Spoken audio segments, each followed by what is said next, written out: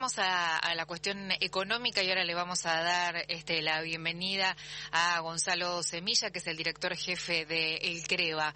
Muy buenos días, Gonzalo, bienvenido. Buenos días, ¿Qué tal? Buenos días. ¿Cómo están? Muy bien, te extrañábamos ya. Sí, hacía rato que no me llamaban. Gonzalo, se dieron a conocer los índices de precio al consumidor, y nos gustaría que nos hagas un pantallazo, a propósito, bueno, de cómo fue esa evolución y cuál es el análisis que ustedes hacen. Bueno, perfecto. Bueno, la inflación a nosotros nos dio para Bahía Blanca en el mes pasado 2,7%.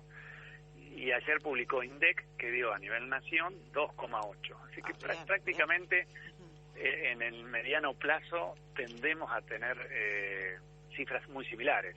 36% interanual, a nosotros 35%, así que, digamos, los números en cierta forma van de la mano, aunque claramente nosotros los datos que obtenemos son exclusivamente para Bahía Blanca.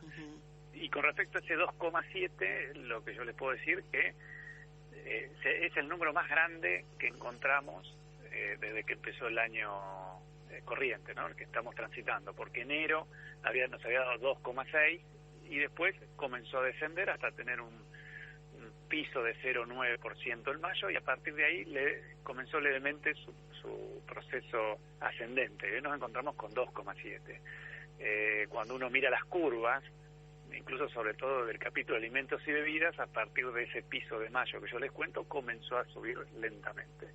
Y es un dato que nos empieza a preocupar, porque cuando hay una gran variación en los precios de alimentos y bebidas, lo que son alimentos o frutas y verduras que son estrictamente estacionales, impactan fuertemente en los bolsillos de aquellas familias que tienen menos poder adquisitivo. Y esto yo lo uno con lo que publicamos en el día de ayer, que tiene que ver con las canastas. Las canastas básicas de consumo, lo que medimos nosotros es pobreza e indigencia. Son de aquellas familias que más inconvenientes tienen, no solamente para consumir alimentos estándares, sino también otro tipo de consumo, como puede ser indumentaria, como puede ser algún transporte, etcétera, algún servicio. La inflación comienza a moverse y se traslada a las canastas básicas. Y las canastas básicas en el mes pasado aumentaron por encima de la inflación. Vamos a ver aumentos de casi 3% y 3,4%. Y es una alarma, es un semáforo amarillo, le digo yo, porque también las canastas venían descendiendo desde el principio de año, encontraron su piso en mayo, abril-mayo, se estancaron y ahora un fuerte aumento. Así que eso es un dato que nos preocupa. ¿Puede tener algún tipo de incidencia el que empezaron a registrarse aumentos en los combustibles, si bien mínimos, pero esto puede tener algún tipo de incidencia en todo lo que es la cadena de distribución y por eso también trasladado a los precios? Sí, seguramente. Cuando acá tenemos varias variables a tener en cuenta. Se mueve el dólar, impactan los precios. Y el dólar en lo que va el año, una variación de 30%, es mucho. Por ahí no lo hemos percibido porque es muy gradual, no ha sido como el año pasado, el 2018, que en un día y en cuestión de horas se saltaba muchísimo el tipo de cambio. Acá ha sido gradual, pero 30%. Y quieras o no, con varios tipos de cambio, con las restricciones en la compra de dólares, con las restricciones en las importaciones, hace que los precios se muevan. Hay empresas que no tienen stock o muy poquito, con lo cual lo que tienen les cuesta desprenderse porque si lo venden no tienen stock, entonces lo venden a precios más altos. Los precios máximos que se renovaron con algunos ajustes. Entonces, de a poco, la economía comienza a calentarse, no porque haya una demanda extrema, sino también hay incertidumbre, porque no sabemos qué va a pasar con el fondo, no sabemos cuánto vamos a caer a fin de año, cómo va a ser la actividad del año que viene. Hay una incertidumbre interesante. El riesgo país que había descendido abruptamente a través del acuerdo de los saqueadores está comenzando a subir, las reservas caen. Entonces, todo ese ruido, incluso que en la pandemia no sabemos cuándo es el pico. Ustedes hablaban recién de estas fases que subimos y bajamos, que no, la estrés no es la misma estrés que fue en julio, es mucho más light, podríamos decir. Pero todo esto hace que haya variaciones en los precios y que impacte en lo que es la canasta de consumo. Con Gonzalo Semilla estamos hablando, que es economista, director jefe ahí del CREVA. Ayer hubo un plenario del Consejo del Salario y ratificaron una suba del 28% en 3 tramos. ¿Cómo repercute esto? ¿Cómo lo lees vos esto? Esta suba del 28% en 3 tramos del salario. ¿Cómo, digamos, en el contexto justamente que vos estabas contándonos? A ver, tiene sus caras positivas y negativas. Positivos que necesitamos una recomposición del salario, sobre todo el salario real, porque si no hay un aumento del 28% en 3 tramos, va a ser menor a la inflación anual. La inflación de este año va a estar cercana al 37-38%. Es como que cada vez que hubo una actualización en las paritarias ha sido por debajo del ritmo inflacionario, y eso hace que nuestro salario real no se recupere y posiblemente llegábamos sea un tercer año caída en los salarios reales. Es decir, la noticia positiva es que hay una recomposición que acompaña pero por debajo, y tener más disponibilidad de dinero físico en nuestro bolsillo hace que consumamos más. Y la cara negativa es que cuando consumimos más porque tenemos más dinero que se devalúa en forma permanente, que en general buscamos un respaldo que puede ser un bien durable o el dólar, hace que también se vaya devaluando nuestra moneda y también presionemos sobre la inflación. Digo, cuando tu moneda no tiene el valor que uno pretende, se deshace cuando la tiene en mano. Eso también genera presión al alza de los precios.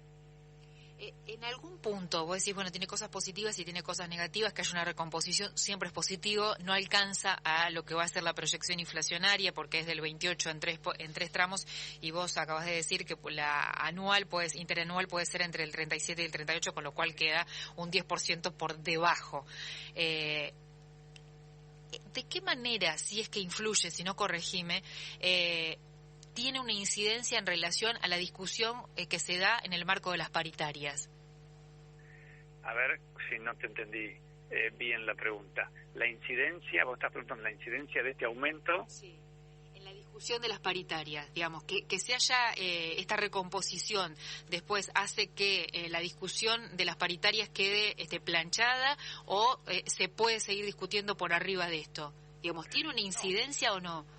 Siempre hay una incidencia y siempre está abierta, me imagino yo, para volver a negociar y sentarse en las mesas.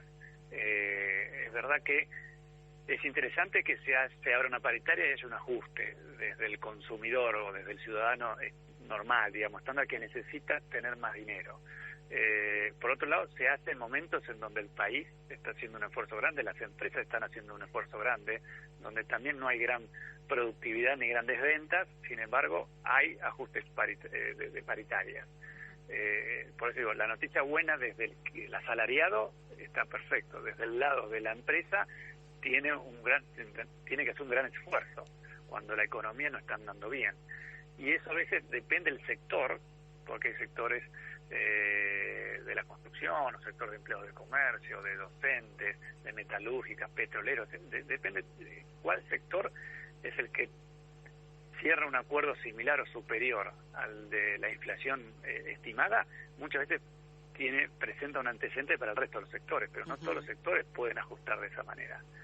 A ver, uno cierra en 3 aumentos, en 3 momentos, 28%, y después el resto de los sectores se van acoplando. Y el gobierno también baja el lineamiento de que sea, bueno, está bien, hay que hacer un ajuste, pero intenten que no se supere la inflación.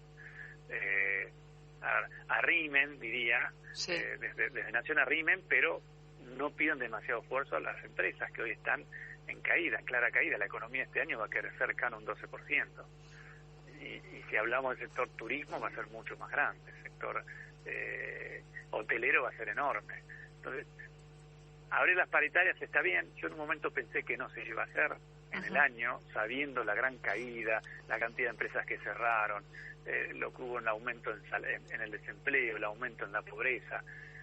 Pero es verdad que el asalariado necesita un ajuste en su salario, porque ya es casi insostenible. Tener 3 años de caída en el salario real es muy grande. Claro, pensando después en cómo haces para recomponerlo eso en el tiempo. Es muy difícil, porque claro, si el año que viene uno está pensando que vamos a tener una inflación del 48-50%, uno diría, bueno, quizás el año que viene haya paritarias que se ajusten a un 35, entre un 35 y 38. Otra vez volvemos a estar por debajo. Y cuando analizás el acumulativo de los últimos años, quizás estemos en 20, 25 puntos por debajo, que es mucho. Pero bueno, son negociaciones muy duras. Bueno, la pregunta que habría que hacer es por qué no se hicieron las discusiones paritarias en los años anteriores, donde supuestamente no estábamos en una situación tan desventajosa. Sí, a ver, yo te diría que, si mal no recuerdo, en todos los años últimos ha habido ajustes en los salarios. Hay sectores que han tenido mejores resultados, otros no. Ha sido bastante heterogéneo. Sí. Pero años anteriores tuvimos 55% de inflación, el año anterior 40 y pico. El 2017 fue un año interesante porque tuvimos 23% de inflación. Fue un año de los que estamos viviendo, un año interesante. Tuvimos crecimiento del producto y una inflación baja respecto a los 2 años siguientes. Es decir, me parece que hubo siempre ajustes tarifarios, pero entramos, fijas únicas, es decir, no es de un solo momento. Entonces, cuando vos vas viendo que entramos, se te va licuando esa actualización de tu salario. Está claro. Gonzalo, ¿cómo está la situación? Porque mencionaba también la otra parte, ¿no? La contracara, aquellos que están dando el empleo, el relevamiento que ustedes suelen hacer del sector productivo aquí para Bahía Blanca y la región, ¿cómo está la situación? Y la situación no está bien, porque nosotros en esto que me estás consultando es cuando nosotros hacemos la encuesta al sector comercio, industria y servicios de Bahía Blanca y al sector inmobiliario, y lo que nos expresan es que las expectativas no son buenas.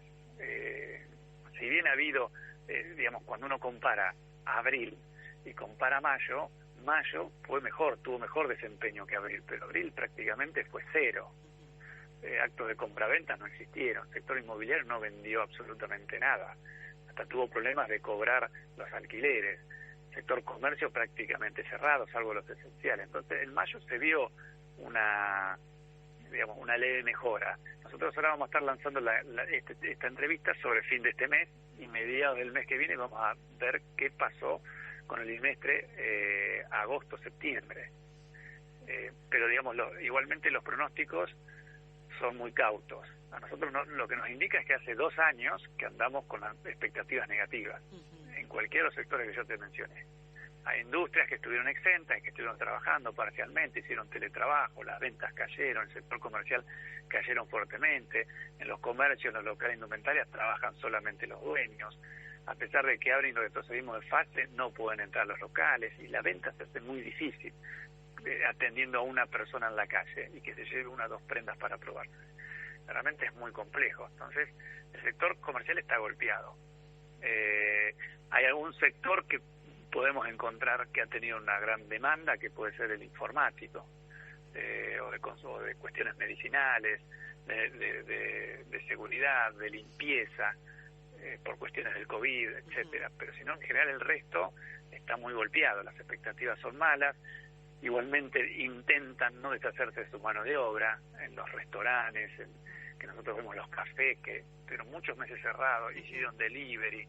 Hay restaurantes que no les conviene hacer delivery porque tienen que poner en marcha un gran sector de la producción, la cocina, los insumos.